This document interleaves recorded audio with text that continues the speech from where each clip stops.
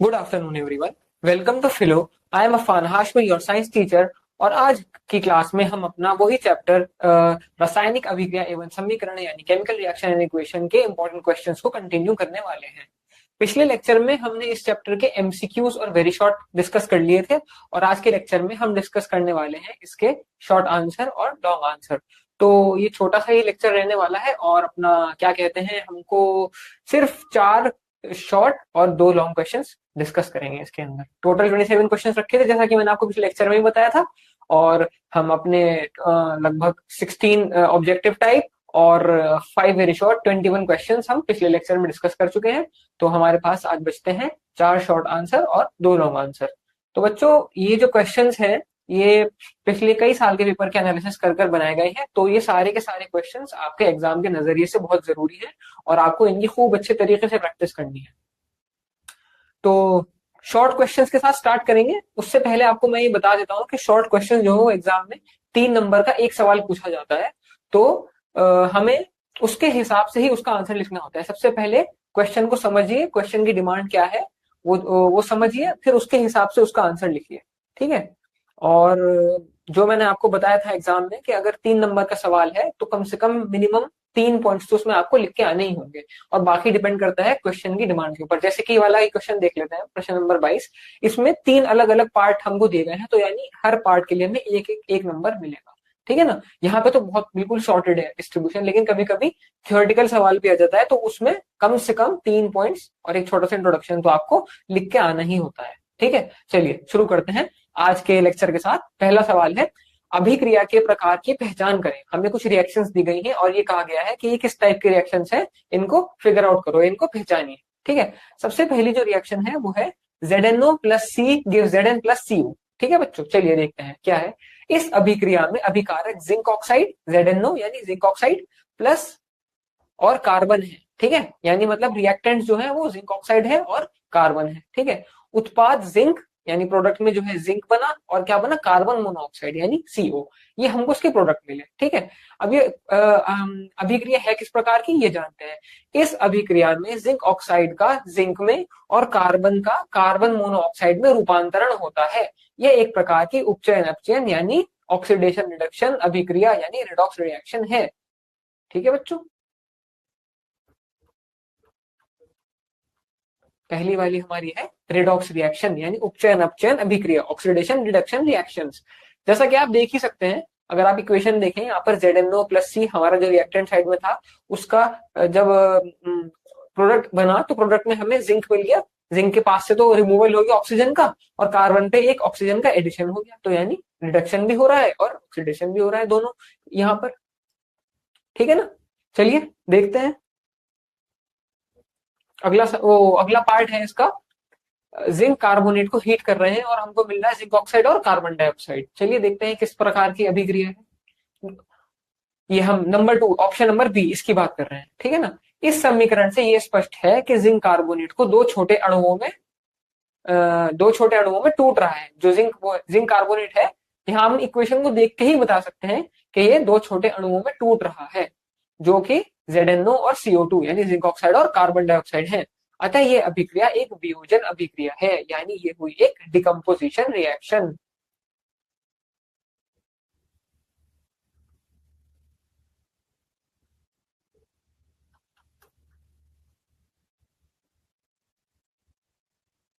ठीक है, ऊपर वाली थी हमारी रिडॉक्स रिएक्शन, और नीचे वाली मेरी हो गई डिकम्पोजिशन यानी वियोजन अभिक्रिया। ठीक है बच्चों। चलिए इक्वेशन नंबर 3 देख लेते हैं। इक्वेशन नंबर 3 में है 2Mg plus O2 gives 2MgO plus heat. चलिए, संयोजन अभिक्रिया वह अभिक्रिया है जिसमें 2 अभिकारक मिलकर एक उत्पाद बनाते हैं। कॉम्बिनेशन रिएक्शन के बारे में बताया गया है कि कॉम्बिनेशन रिएक्शंस वो रिएक्शन होती है जिसमें 2 उत्पाद मिलकर एक उत्पाद बनाते हैं। ठीक है ना। उदाहरण के लिए अब इसी इक्वेशन का एग्जांपल ले लेंगे। मैग्नीशियम ऑक्साइड के साथ मैग्नीशियम ऑक्सीजन के साथ अभिक्रिया करके मैग्नीशियम ऑक्साइड बनाता है। इस इक्वेशन में आप देख सकते हैं कि Mg प्लस O2 यानी मैग्नीशियम ऑक्सीजन के साथ मिलके क्या बना रहा है, मैग्नीशियम ऑक्साइड बना रहा है। ठीक है। अतः दी गई अभिक्रिया संयोजन अभिक्रिया है। ठीक है। और इसके साथ साथ ये एक ऑक्सीकरण अभिक्रिया का भी उदाहरण है, यानी ऑक्सीडेशन रिएक्शन का भी ये एक एग्जाम्पल है। जैसा कि आप देख सकते हैं Mg पर एक ऑक्सीजन ऐड हो रहा है तो उसका ऑक्सीडेशन भी हो गया। बिल्कुल बेसिक, क्लास 10 में हमने सबसे पहले डेफिनेशन यही पढ़ते हैं, what is oxidation, addition of oxygen is called oxidation, मतलब ऑक्सीजन का जुड़ जाना ऑक्सीडेशन कहलाता है। तो ये एक ऑक्सीडेशन रिएक्शन भी है, उसके साथ साथ ये कॉम्बिनेशन रिएक्शन भी है, यानी संयोजन अभिक्रिया और ऑक्सीकरण अभिक्रिया दोनों है। ठीक है ना। तो ये था बच्चों पहला सवाल 3 नंबर के लिए, आसान सा प्रश्न था, लेकिन 3 पार्ट दे रखे थे हमको और तीनों के तीनों पार्ट्स का आंसर पूछा गया था। 3 रिएक्शन दे रखी थी, उनके बारे में बताना था कि किस तरह के रिएक्शन है। ठीक है, चलिए अगला प्रश्न देख लेते हैं। अगला प्रश्न हमारा है, एक धातु जो कि मैग्नीशियम है और एक अधातु जो सल्फर है को जलाने पर प्राप्त उत्पाद के रासायनिक गुणों, अम्लीय या क्षारीय गुण के बीच अंतर करने के लिए एक क्रियाकलाप का सुझाव दें। ठीक है, इन्होंने क्या कहा, एक मेटल जो मैग्नीशियम है और एक अधातु जो सल्फर है, उसको जलाने के बाद जो हमें उत्पाद प्राप्त होता है, यानी जो प्रोडक्ट प्राप्त होता है, उसके रासायनिक गुण, यानी वो नेचर में कैसा होगा, एसिडिक होगा या बेसिक होगा। ठीक है, उसके बीच अंतर करने के लिए एक क्रियाकलाप का सुझाव दें। मतलब उनके एसिडिक और उनके जो बेसिक नेचर है, उनके जो गुण है, उनके बीच हमें डिफरेंस बताने के लिए एक कोई एक्टिविटी का सजेशन देना है यहाँ पर इस क्वेश्चन में। चलिए देखते हैं। धातु मैग्नीशियम और अधातु सल्फर को जलाने पर प्राप्त उत्पादों के रासायनिक गुणों, अम्लीय क्षारीय गुण के बीच अंतर करने के लिए हम लिटमस पेपर का उपयोग एक सरल गतिविधि कर सकते हैं। ठीक है, क्या कहा इन्होंने कि भाई जब उनको जलाने के बाद उनके अम्लीय या क्षारीय गुण के बीच में अंतर करने के लिए हम लिटमस पेपर यूज कर सकते हैं।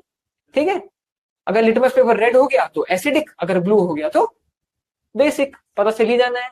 रेड, अगर ब्लू लिटमस पेपर जो है वो रेड हो जाता है तो अम्लीय यानी एसिडिक, और अगर इसका अपोजिट हो जाता है यानी रेड वाला ब्लू हो जाता है तो ये हो गए हमारे बेसिक यानी क्षारीय क्षारीय गुण हो गए। ठीक है ना।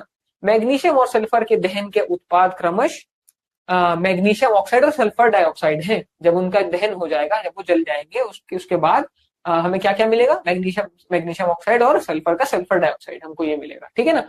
मैग्नीशियम ऑक्साइड प्रकृति में क्षारीय है, मैग्नीशियम ऑक्साइड जो मिला हमें वो तो है क्षारीय यानी बेसिक, मैग्नीशियम ऑक्साइड तो होगा बेसिक। ठीक है, जबकि सल्फर डाइऑक्साइड जो होगा हमारा वो होगा अम्लीय,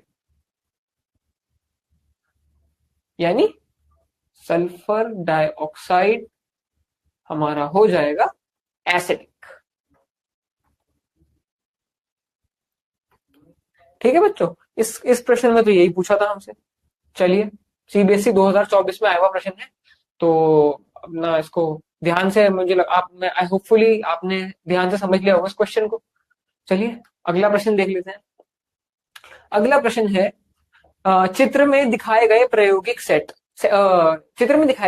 सेटअप का अध्ययन करें और इसमें शामिल रासायनिक अभिक्रिया के लिए रासायनिक समीकरण लिखें। अभिक्रिया के प्रकार को नाम दें और परिभाषित करें। 2 अन्य धातुओं की सूची बनाएं जिन्हें कॉपर सल्फेट विलयन के साथ उसी प्रकार की अभिक्रिया दिखाने के लिए लोहे के स्थान पर इस्तेमाल किया जा सकता है। काफी लेंथी क्वेश्चन लग रहा है ना देखने से, लेकिन जब हम इसको सॉल्व करेंगे तो आप देखेंगे कि बहुत ही आसान है, बहुत ही इंटरेस्टिंग सा क्वेश्चन है, जो हमने कल की क्लास में भी डिस्कस किया था इसके बारे में थोड़ा सा। अगर आप देखेंगे ध्यान से इस चित्र को, तो यहाँ पर एक टेस्ट ट्यूब है, उस टेस्ट ट्यूब के अंदर इन्होंने एक लोहे की कील डाल रखी है और उसको कॉपर सल्फेट सॉल्यूशन में डुबो रखा है। ठीक है ना, एक थ्रेड से बांध के उसको एक स्टैंड में यहाँ पर एक टेस्ट ट्यूब लगा रखी है बेसिकली, और टेस्ट ट्यूब के अंदर है कॉपर सल्फेट का सॉल्यूशन और उसके अंदर हमने एक आयरन नेल यानी लोहे की कील डुबो रखी है। ठीक है, अब इन्होंने पूछा इसके अंदर जो अभिक्रिया हो रही होगी वो क्या अभिक्रिया होगी, जो केमिकल उसका रासायनिक समीकरण लिखें। चलिए रासायनिक समीकरण देख लेते हैं। लोहे की कील यानी Fe हो गया हमारा iron, Fe solid plus copper sulphate का एक्वस सॉल्यूशन है। ठीक है, कॉपर सल्फेट के एक्वस सॉल्यूशन में हमने इसको डुबो रखा है, तो जब ये लोहे की कील हम इसके ऊपर हम इसके अंदर डालेंगे तो हमको क्या मिलेगा, आयरन सल्फेट और कॉपर अलग हो जाएगा, क्योंकि आयरन जो है वो कॉपर से ज्यादा रिएक्टिव होता है, तो वो कॉपर सल्फेट सॉल्यूशन में से आयरन को डिस्प्लेस कर देगा यानी विस्थापित कर देगा, और जो है आयरन सल्फेट बना लेगा और कॉपर जो है वो अलग हो जाएगा। आप देखते हैं कील के ऊपर एक कॉपर की भूरी परत जम जाती है, कल हमने इसके बारे में डिस्कस किया ही था, वही एक्टिविटी है, उसको बस थोड़ा हमने डिटेल में यहाँ पर देखना है। ठीक है, ये एकल विस्थापन अभिक्रिया है, यानी ये सिंगल डिस्प्लेसमेंट रिएक्शन है।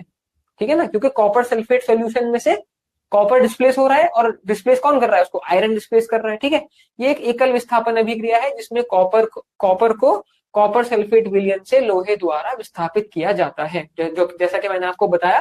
ठीक है ना, कि आयरन क्योंकि लोहे से ज्यादा अभिक्रियाशील तत्व है, ज्यादा रिएक्टिव है, तो वो कॉपर सल्फेट सॉल्यूशन में से कॉपर को विस्थापित कर देगा और एक नया यौगिक फेरस सल्फेट यानी आयरन सल्फेट बनता है।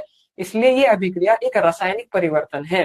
ठीक है ना, इसीलिए ये केमिकल रिएक्शन है। अब इन्होंने हमारे से क्वेश्चन के आखिरी पार्ट में पूछा था कि ऐसे दो और हमें मेटल बताएं जो बिल्कुल ये सेम काम करते हैं।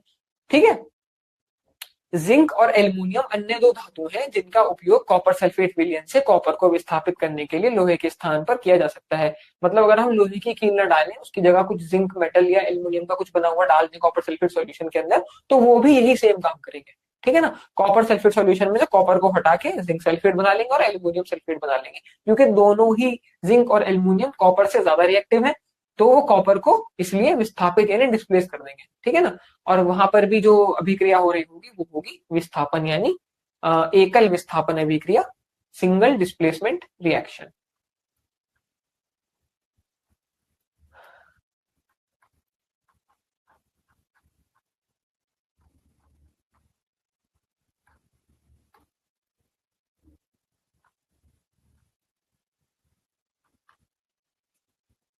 चलिए अगला प्रश्न देख लेते हैं।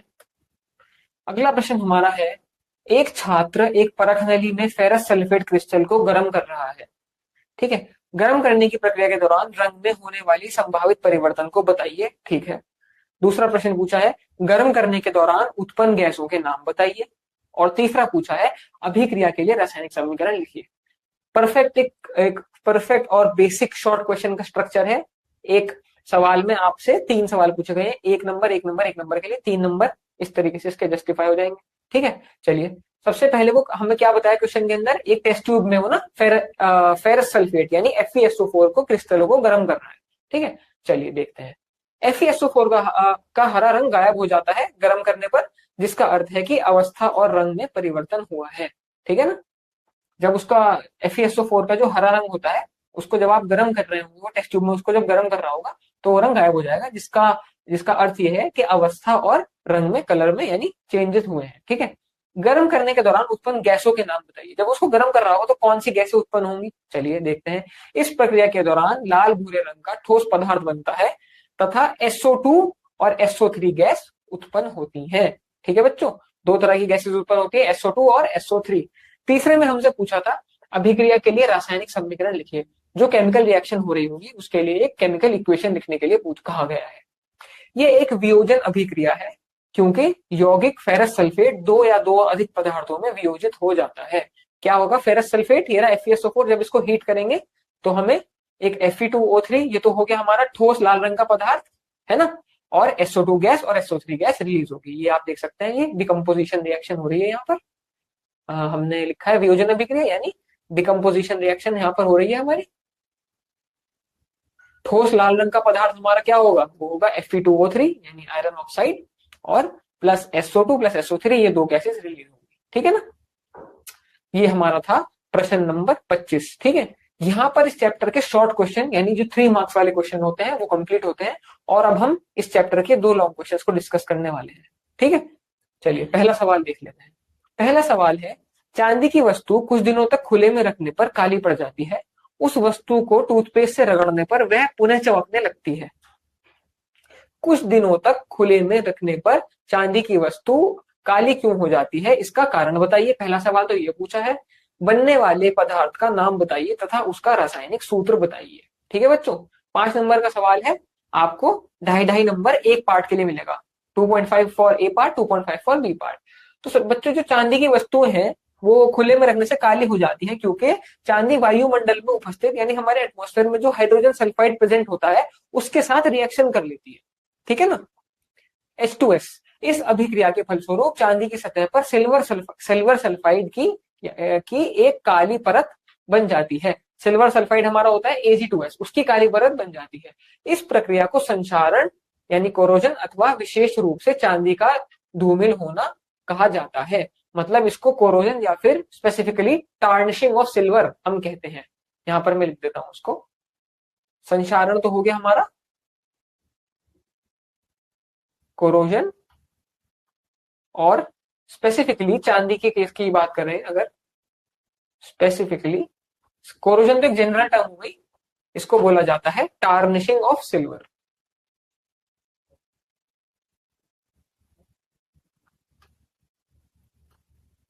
टार्निशिंग ऑफ सिल्वर, ठीक है। अब क्वेश्चन में ये भी कहा गया था ना कि टूथपेस्ट लगाने से वो हट कैसे जाती है, तो बच्चों ये जो Ag2S है, ये एक एसिडिक, इसका जो नेचर है वो एसिडिक होता है, और जो टूथपेस्ट हमारे होते हैं वो होते हैं एल्कलाइन नेचर के यानी बेसिक नेचर के। तो जब उसको आप टूथपेस्ट को रब करेंगे तो उसका जो एसिडिक इफेक्ट जो है वो न्यूट्रलाइज हो जाएगा और वो वापस चमकने लगती है। इसके लिए चांदी की चेन टूथपेस्ट रब करने से इसके ऊपर थोड़ी देर, ठीक है। दूसरे पार्ट में हमसे ये पूछा था बनने वाले काले पदार्थ का नाम बताइए तथा उसका रासायनिक सूत्र बताइए। तो बनने वाला जो काला पदार्थ जो चांदी के ऊपर बन जाता है उसको कहते हैं हम सिल्वर सल्फाइड, और उसका रासायनिक सूत्र हो गया हमारा Ag2S। ठीक है बच्चों, बहुत ही आसान, बहुत ही इंटरेस्टिंग सवाल था 5 नंबर के लिए। काफी एक स्कोरिंग क्वेश्चन आप इसको कह सकते हैं, बहुत आसान, बहुत ही बेसिक सा कॉन्सेप्ट इसमें लगा है, ठीक है। और सीबीएसई के प्रैक्टिस क्वेश्चन पेपर 2024 में आया हुआ सवाल है, और उससे पहले भी एक बार एग्जाम में सवाल पूछा जा चुका है। तो मतलब आप क्या कहते हैं, इस सवाल को बढ़िया तरीके से अपना ध्यान में रखिएगा। चलिए अगला सवाल देख लेते हैं। प्रश्न 27 यानी आखिरी क्वेश्चन है इस चैप्टर का। सोडियम सल्फाइड के जलीय विलयन में बेरियम क्लोराइड विलयन की एक बूंद डालने पर सफेद अवशेष प्राप्त होता है, ठीक है। सम्मिलित अभिक्रिया का संतुलित रासायनिक समीकरण लिखिए। पहला सवाल, इस अवक्षेपण अभिक्रिया को और क्या नाम दिया जा सकता है, यानी इस प्रेसिपिटेशन रिएक्शन को और क्या नाम दे सकते हैं, ये दूसरा सवाल है। तीसरा सवाल है, अभिक्रिया मिश्रण में तनु हाइड्रोक्लोरिक अम्ल मिलाने पर सफेद अवशेप गायब हो जाता है, क्यों? मतलब डाइल्यूट हाइड्रोक्लोरिक एसिड मिलाने पर उसका जो व्हाइट प्रेसिपिटेट है वो गायब हो जाता है, ऐसा क्यों होता है, ये पूछा है हमसे।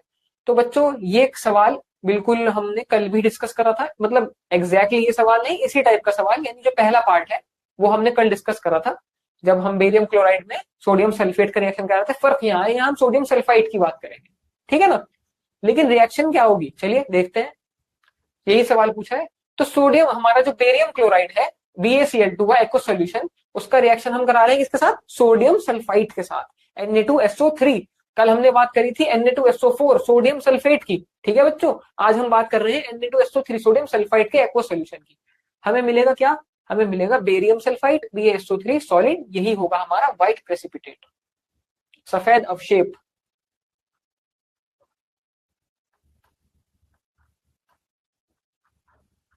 प्रेसिपिटेट, ठीक है बच्चों।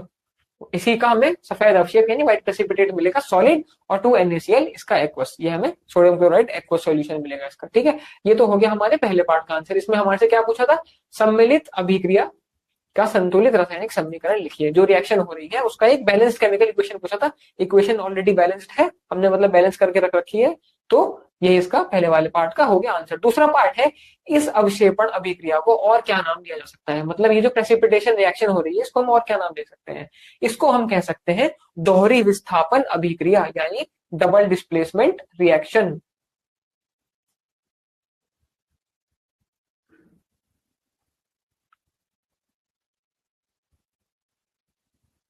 डबल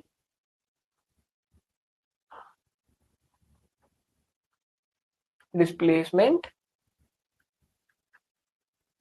रिएक्शन, ठीक है। डबल डिस्प्लेसमेंट रिएक्शन क्यों कहा हमने इसको, इक्वेशन को अगर ध्यान से देखें तो जो Cl2 है उसके साथ कौन चला गया, सोडियम चला गया, और SO3 जो आयन था उसके साथ कौन चला गया, उसके साथ बेरियम चला गया। तो दोनों ने एक दूसरे के आयन्स के साथ अपना प्रोडक्ट बना लिया मिलके, तो ये हो गई double decompose, sorry double displacement reaction, ठीक है, दोहरी विस्थापन अभिक्रिया। तीसरे पार्ट में हमसे पूछा है, अभिक्रिया मिश्रण में तनु हाइड्रोक्लोरिक एसिड अम्ल मिलाने पर अवशेप गायब हो जाता है, क्यों? अब बच्चों ये कहा इन्होंने कि अगर इस रिएक्शन में अगर हम डाइल्यूट हाइड्रोक्लोरिक एसिड मिला दें, जो हम प्रोडक्ट्स हमारे मिले हैं, ठीक है, तो जो हमारा जो व्हाइट प्रेसिपिटेट है वो गायब हो जाता है। ऐसा क्यों होता है, चलिए देखते हैं। बेरियम सल्फेट के सफेद अवशेप का विलयन हाइड्रोक्लोरिक अम्ल के साथ अभिक्रिया होती है, जिससे बेरियम क्लोराइड और सल्फर डाइऑक्साइड गैस बनती है। जो बेरियम सल्फेट है हमारा, जब हम उसके अंदर तनु हाइड्रोक्लोरिक अम्ल यानी डाइल्यूट हाइड्रोक्लोरिक एसिड मिला देंगे तो हमको मिलेगा बेरियम क्लोराइड, SO2 गैस, ठीक है, सल्फर डाइऑक्साइड गैस और पानी, हमको ये चीजें मिलती है। ठीक है, चूंकि बेरियम क्लोराइड जल में विलय होता है इसलिए सफेद अवशेष धीरे धीरे लुप्त हो जाता है। अब ये जो बेरियम क्लोराइड होता है ना बच्चों, ये क्या होता है, ये पानी में सोल्यूबल होता है। दिस इज वाटर सोल्यूबल, पानी में घुल जाता है। ठीक है ना, तो जैसे जब ये रिएक्शन होगी तो धीरे धीरे ये घुलना शुरू कर देगा और फिर इवेंचुअली गायब हो जाएगा, क्योंकि ये पानी में डिसॉल्वेबल यानी सोल्यूबल होता है ना, इसलिए ये गायब हो जाता है। यही हमसे पूछा था और उसका केमिकल रिएक्शन लिखने को बोला था। तो बेरियम सल्फेट में हमने मिलाया हाइड्रोक्लोरिक एसिड का एक्व सॉल्यूशन और हमको क्या मिला, बेरियम क्लोराइड का एक्व सॉल्यूशन, SO2 गैस रिलीज हुई और पानी। और ये जो है BaCl2 ये पानी में होता है सोल्यूबल, यानी ये जल विलय है, तो ये कुछ देर बाद लुप्त हो जाता है, गायब हो जाता है। ठीक है बच्चों, तो हमारा ये जो चैप्टर है केमिकल रिएक्शंस एंड इक्वेशंस ये समाप्त होता है यहाँ पर। हमने इस चैप्टर में 27 क्वेश्चन डिस्कस करे हैं। सब मैं एक बार फिर से रिपीट कर रहा हूँ, 27 के 27 क्वेश्चन आपके एग्जाम के नजरिए से बहुत जरूरी है, तो इनकी खूब बढ़िया तरीके से प्रैक्टिस करिएगा। ऐसा भी हो सकता है कि इन क्वेश्चंस में से ही कोई क्वेश्चन आपके एग्जाम में आपको नजर आ जाए। और अगर आप रिवीजन की बात करते हैं तो ये जो हैंड आउट फाइल है ये आपके रिवीजन में भी आपकी बहुत हेल्प करेगी। तो इसको अच्छी तरीके से प्रिपेयर करिए और अब हम आपको मिलेंगे नेक्स्ट क्लास में अगले चैप्टर के साथ। चलिए, थैंक यू।